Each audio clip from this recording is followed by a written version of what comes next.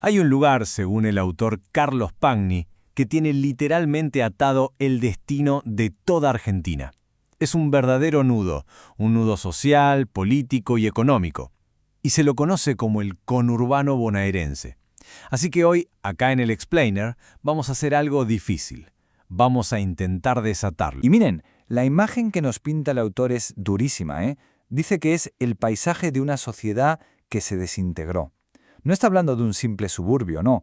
Habla de lo que queda después de que todo se rompe, cuando las instituciones que conocemos, como la escuela, la policía, el mismo Estado, cuando colapsan, dejan un vacío.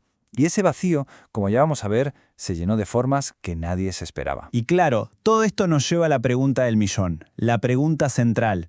¿Qué es realmente el conurbano? ¿Acaso es una mega ciudad o un conjunto de suburbios nomás? ¿O es algo totalmente distinto a todo lo que conocemos? Bueno, para empezar a entenderlo, primero tenemos que meternos en su laberinto. Y es un lugar que no se define tanto por lo que es, sino por sus extremos.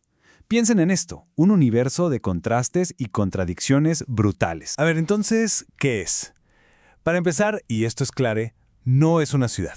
O sea, no tiene un plano, no tiene un gobierno único. Es más como una mancha urbana que fue creciendo de forma totalmente caótica. Se alimentó de olas y olas de migrantes que venían a buscar trabajo en las fábricas que rodeaban la capital. ¿Y el resultado? Pues un territorio inmenso, súper diverso, pero sin ningún plan, sin una identidad clara. Y acá vemos quizás su rasgo más visible, más impactante, la fractura social. Por un lado, tienen las villas, los asentamientos informales que crecen casi de la nada. Y justo al lado, del otro lado de un muro, los countries, los barrios privados, amurallados, justamente para aislarse de esa otra realidad. Son literalmente dos mundos que conviven en el mismo espacio, pero separados por un muro. Pero ojo, esta fractura no es solo tensión y conflicto, ¿eh? También produce una cultura propia, única y muy potente. De acá, por ejemplo, nace la cumbia villera. Es un lugar con una creatividad que desborda, casi un realismo mágico, pero de la vida real.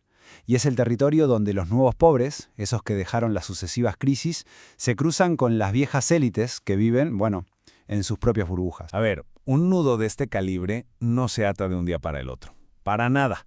Se fue ajustando, apretando con el tiempo y cada vuelta dejó cicatrices. Cicatrices históricas profundas.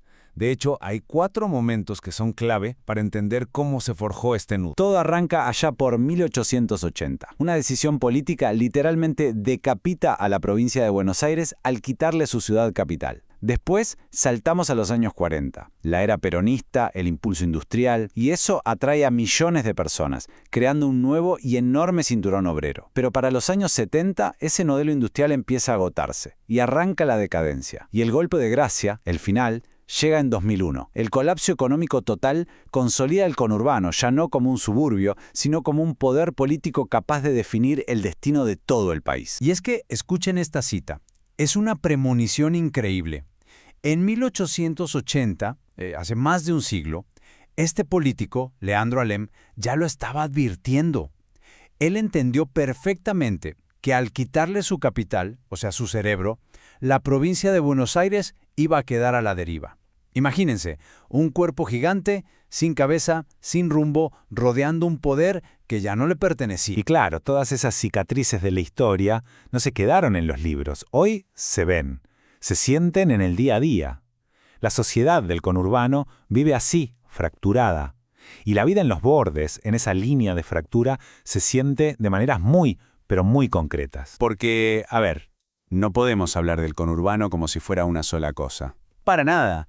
La desigualdad es brutal y a veces entre municipios que están pegados, uno al lado del otro. Por ejemplo, miren, en un lugar como Vicente López tenés un nivel socioeconómico alto, pero te movés unos pocos kilómetros y llegás a La Matanza, donde la realidad es de una pobreza y una inseguridad que asustan.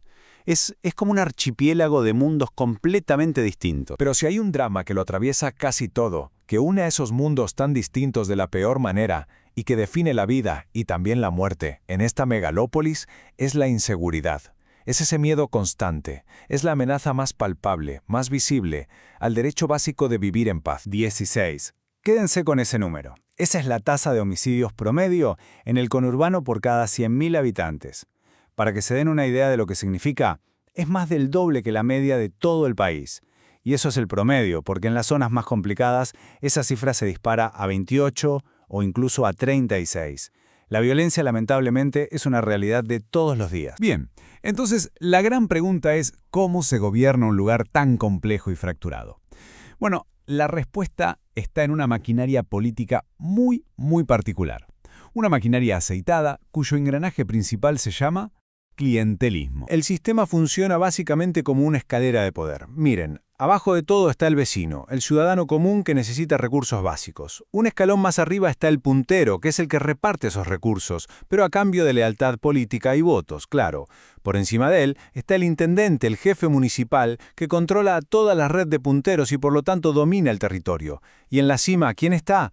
El poder provincial y nacional que depende desesperadamente de esos intendentes para controlar el territorio y al final del día gana las elecciones. Para entender de verdad cómo funciona esto, hay que entender a la figura del puntero. Y no es un simple militante. Es mucho más. Es el intermediario, el que es indispensable justo ahí donde el Estado no llega. Su poder es muy real. Y la línea que separa la ayuda social del control político y a veces hasta del delito es una línea que a menudo es casi invisible. Y así es como todos los hilos que fuimos viendo, la historia, la pobreza, la inseguridad, esta política clientelar, se empiezan a entrelazar y forman un nudo tan, pero tan apretado que parece tener atrapado no solo al conurbano, sino al destino de toda una nación. Lo que inevitablemente nos lleva a la pregunta final, la más difícil de todas. ¿Hay una salida? ¿Se puede desatar este nudo? ¿Existe una solución para el conurbano y, por lo tanto, para toda la Argentina? Bueno, acá la cosa se complica porque, según el libro, la salida está bloqueada por una especie de trampa perfecta. La describió un economista, Pablo Gerchunov, y es una paradoja brutal. Dicho en simple, las políticas que Argentina necesita para crecer a largo plazo le hacen perder las elecciones a corto plazo. O sea, cualquier ajuste o reforma seria que se necesite es tan pero tan impopular que es básicamente un suicidio político para quien lo intente. Y esto, por supuesto, crea un círculo vicioso del que es muy difícil salir. La urgencia por ganar la próxima elección hace que se apliquen políticas de parche, de corto plazo, que al final solo empeoran el problema de fondo. Cada nueva crisis económica genera una nueva ola de nuevos pobres, llenos de frustración y enojo. ¿Y ese enojo en qué se convierte? En votos.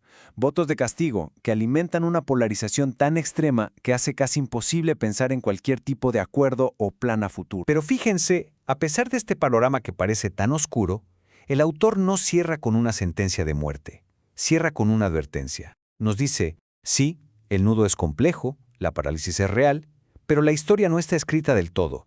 Todavía queda tiempo, dice, para impedir esa dolorosa vuelta atrás. Es una reflexión final que nos deja con eso, ¿no? Con la urgencia de entender todo esto para que quizás algún día se pueda empezar a transformar.